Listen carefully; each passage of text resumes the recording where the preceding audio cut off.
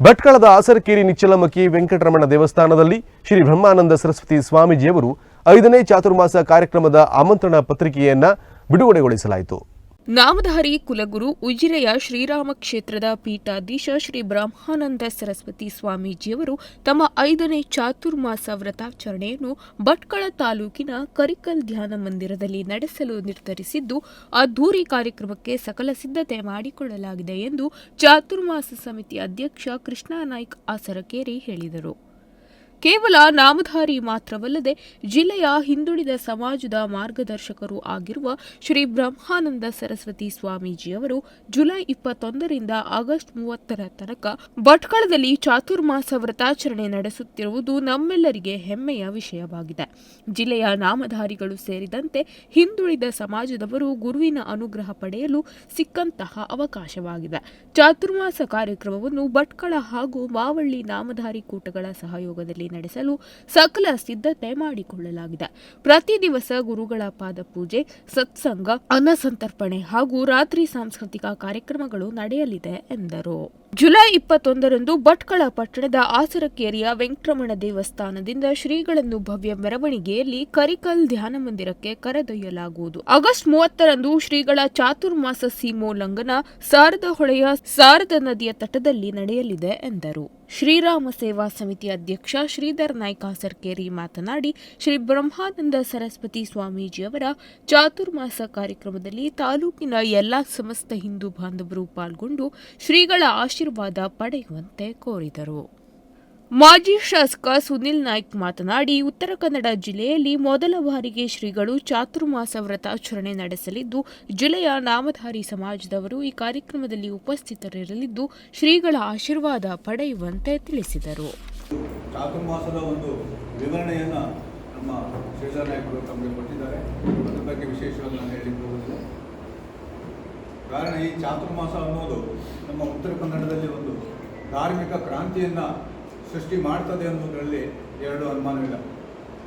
ಯಾಕೆ ಕೇಳಿದರೆ, ಈಗಾಗಲೇ ನಾವು ನಮ್ಮ ಗುರುಮಠದಿಂದಾಗ್ಬೋದು, ನಮ್ಮ ಮಾವಳ್ಳಿ ಕ್ಷೇತ್ರದ ಶಾರದೊಳೆ ದೇವಸ್ಥಾನದಿಂದ ಜೀರ್ಣೋದ್ಧಾರ ಕಾರ್ಯಕ್ರಮಗಳನ್ನು ತಾವು ವೀಕ್ಷಿಸಿದ್ದೀವಿ. ಅತಿ ಅದ್ಭುತವಾಗಿ ನಮ್ಮ ಎಲ್ಲ ಜನಪ್ರತಿನಿಧಿಗಳು ಮತ್ತು ಭಕ್ತರು, ಆ ಒಂದು ಸಮಿತಿಯ ಸದಸ್ಯರುಗಳೆಲ್ಲ ಒಗ್ಗೂಡಿ ಆ ಉತ್ಸವಗಳನ್ನು ಎಷ್ಟು ಅದ್ದೂರಿಯಾಗಿ ಮಾಡಿದ್ದೇವೆ ಅನ್ನೋದ್ರಿಂದ ನಿಮಗೆ ಬೇರೆ ಮತ್ತೆ ಹೇಳಬೇಕಾಗಿಲ್ಲ. ನಮ್ಮ ಭಟ್ಕಳ ತಾಲೂಕಿನಲ್ಲಿ ಅತಿ ಹೆಚ್ಚಿನ ಒಂದು ಸಮುದಾಯದವರು ಅಲ್ಲದೆ ನಮ್ಮ ಸಮಾಜದವರು ಬುದ್ಧಿಜೀವಿಗಳು, ಅವರು ಸಾಂಸ್ಕೃತಿಕ ಮತ್ತು ಒಂದು ಧಾರ್ಮಿಕ ಕ್ಷೇತ್ರದಲ್ಲಿ ಹೆಚ್ಚು ಮುಂಚೂಣಿಯಲ್ಲಿದ್ದಾರೆ. ಆ ಒಂದು ಅನುಭವ ನಮ್ಮಲ್ಲ ಎಲ್ಲರಿಗೂ ಇದೆ. ಆ ಅನುಭವವನ್ನು ಧಾರೆ ಎರೆದು ಈ ಕಾರ್ಯಕ್ರಮವನ್ನು ವಿಶೇಷವಾಗಿ, ಯಾಕೆ ಕೇಳಿದರೆ ಚಾತುರ್ಮಾಸ ಅಂತ ಹೇಳಿದರೆ ಇದು ಒಂದು ತಪಸ್ಸು. ನನಗೆ ತಿಳಿದ ಮಟ್ಟಿಗೆ ಸ್ವಾಮೀಜಿಯವರು ಈ ತಪಸ್ಸನ್ನು ನಮ್ಮ ನೇತೃತ್ವದಲ್ಲಿ ಅವರು ಮಾಡ್ತಾ ಇದ್ದಾರೆ. ಆ ಸ್ವಾಮೀಜಿಯವರ ತಪಸ್ಸಿನ ಒಂದು ಫಲ ಅದು ನಮ್ಮ ಎಲ್ಲ ಜನಾಂಗಕ್ಕೆ ಸಿಗಬೇಕಾದ ಆ ಒಂದು ಫಲ ನಮ್ಮ ಜನಾಂಗಕ್ಕೆ ಸಿಗ್ತದೆ. ಆ ಕಾರ್ಯಕ್ರಮದಲ್ಲಿ ನಾವೆಲ್ಲ ಭಾಗವಹಿಸ್ತೀವಿ ಮತ್ತು ಇತರೆ ಹಿಂದೂ ಸಮಾಜದವರನ್ನು ಕೂಡ ನಾವು ಆತ್ಮೀಯವಾಗಿ ಬರಮಾಡಿಕೊಳ್ತೇವೆ. ಪೀಠಾಧೀಶರಾದ ಸದ್ಗುರು ಶ್ರೀ ಶ್ರೀ ಬ್ರಹ್ಮಾನಂದ ಸರಸ್ವತಿ ಸ್ವಾಮಿಯವರ ಚಾತುರ್ಮಾಸ ವ್ರತ ಆರಂಭ 21/7/2024, 30/8/2024 ತನಕ 41 ದಿವಸ ಕಾರ್ಯಕ್ರಮ. ಈಗಾಗಲೇ ಶ್ರೀಧರ ನಾಯ್ಕರು ಅಷ್ಟು ವಿವರಗಳನ್ನು ನಿಮ್ಗೆ ಹೇಳಿದ್ದಾರೆ. ಈ ಪುಸ್ತಕದಲ್ಲಿ ಎಲ್ಲ ವಿವರಗಳು ಇದೆ. ಈ ಗುರುಗಳ ಆಶೀರ್ವಾದ ಪಡೆಗೋಸ್ಕರನೇ ಈ ಮೊದಲನೇ ಬಾರಿ ಭಟ್ಕಳದಲ್ಲಿ ಈ ಚಾತುರ್ಮಾಸ ನಡೀತಿರುವುದು ನಮ್ಮ ಗುರುಗಳದ್ದು ಮೊದಲನೇ ಬಾರಿ.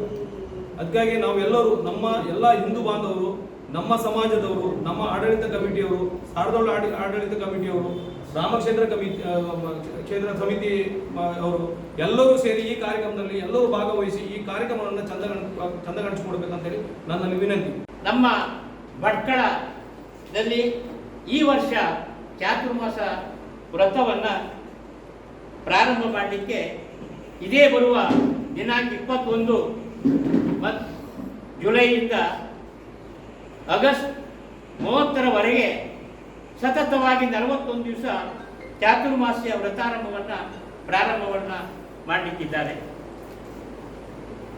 ಈ ಒಂದು ಚಾತುರ್ಮಾಸ ಭಟ್ಕಳದಲ್ಲಿ ನಡೆಯುತ್ತಿರುವುದು ನಮ್ಮ ನಾಮಧಾರಿ ಸಮಾಜ ಬಾಂಧವರಿಗೆ ಹಾಗೂ ನಮ್ಮ ಇತರ ಹಿಂದುಳಿದ ವರ್ಗದವರಿಗೂ ಒಂದು ಭಾಗ್ಯ ಅಂತ ನಾವು ಹೇಳಲಿಕ್ಕೆ ಇಲ್ಲಿ ಸಂತೋಷ ಎನಿಸ್ತಾ ಇದೆ.